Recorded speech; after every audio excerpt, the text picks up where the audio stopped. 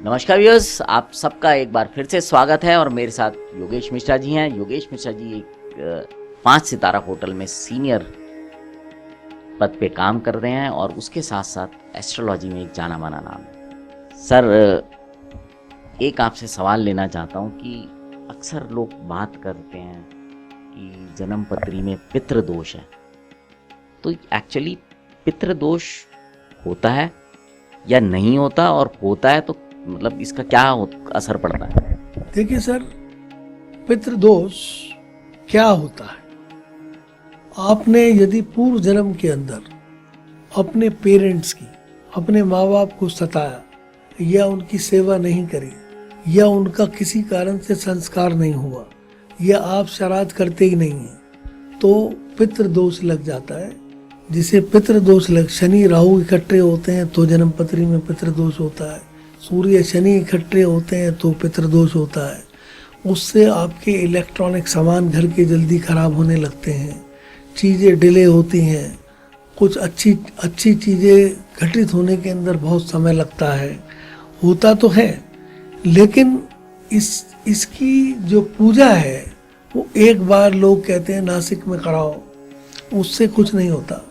पितृदोष अगर है जन्म पत्री के अंदर तो उसके लिए श्राद्ध अपने बुजुर्गों का, पेरेंट्स का अगर वो नहीं है तो बहुत अच्छी तरह करना चाहिए। और ये पूर्व जन्मों में करा हुआ भी लगता है, पेरेंट्स आपके आज हैं लेकिन पूर्व जन्म के संस्कार आपके ऐसे हैं कि ऐसा किया आपने, तो उसके लिए अगर आपके पेरेंट्स लाइव हैं तो उनकी बहुत रेस्पेक्ट करनी चाहिए, उनकी सेवा करनी चाहिए और बहुत ध्यान रखना चाहिए। तो आपका पितृदोष वैसी अच्छे कर्म करने से खत्म हो जाएगा और श्राद्ध बहुत अच्छे तरीके से करना चाहिए। तो पितृदोष है, इससे चीज़ें डिले होती हैं, ये एविडेंस है जिनकी पत्रियों में ही है। कई दफ़े मैरिज डिले हो जाती है, पितृदोष है।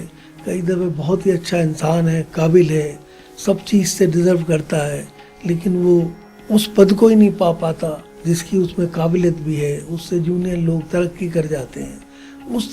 ऐसी चीज़ें देखने के अंदर आई हैं, तो इसकी खुद पूजा करनी चाहिए। ये क्योंकि अगर आप बीमार हैं तो हॉस्पिटल में आपको एडमिट होना होगा, मेरे एडमिट होने से कुछ नहीं होगा। पूजा एक दफ़े करा लोगे, उसका कोई पूरी ज़िंदगी इम्पैक्ट नहीं आएगा। सही बात है, मतलब आपको स्वयं अपने को चेंज करना पड़ेगा। माँ बाप हैं तो उनकी सेवा करनी होगी, अदरवाइज कोई पूजा है तो वो खुद स्वयं करनी होगी। सर, एक जैसे हम अपने कार्यक्रम में एक पत्री लेते हैं, मेरे पास एक सवाल है, मैं अभी आपसे पूछता हूँ। हम जैसे बीएस हम नाम नहीं बताते। जी सर। सर, मेरे पास एक जो सवाल है वो है, एक काफ़ी मतलब काबिल और सक्सेसफुल एडवोकेट साहब हैं। उनका जन्म 9 मार्च 1958 में हुआ था जी। और टाइम बताऊं आपको? जी, टाइम 7:15 शाम का। जी। प्लेस ऑफ बर्थ है गुरुग्राम। ठीक है सर। सर, अगर आपने देख लिया तो इनका सवाल है कि ये बहुत ही काबिल और अच्छे अधिवक्ता हैं, एडवोकेट हैं, बहुत एक्सपीरियंस भी है, लेकिन बावजूद इसके अब तक इनको जो एक सीनियर एडवोकेट का पद होता है वो नहीं मिल पाया। देखिए सर, इनका कन्या लगन है।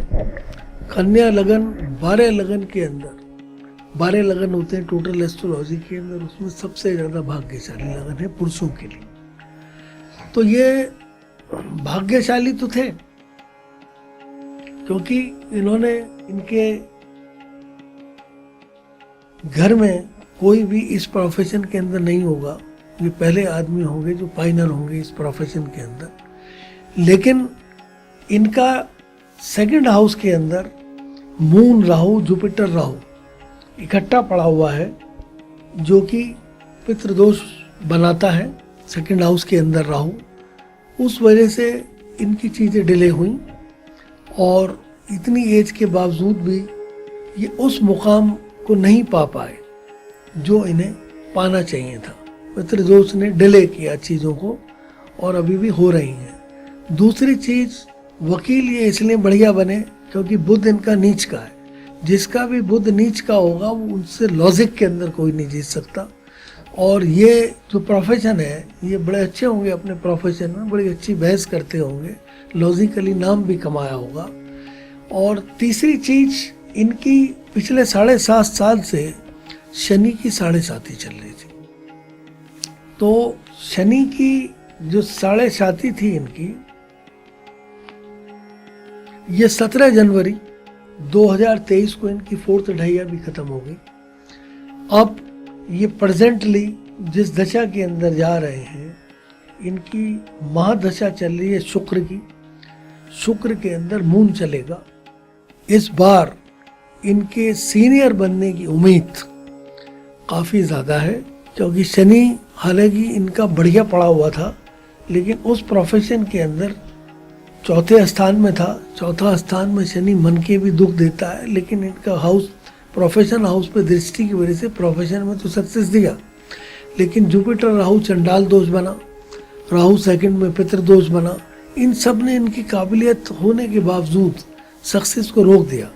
लेकिन मुझे लगता है अब 7-8 साल से जो भी इन्होंने सफ़र किया, नहीं बन पाए, जो भी हुआ, लेकिन इस बार इनके चांसेस मोर देन 90% है कि he could achieve that height, what he want.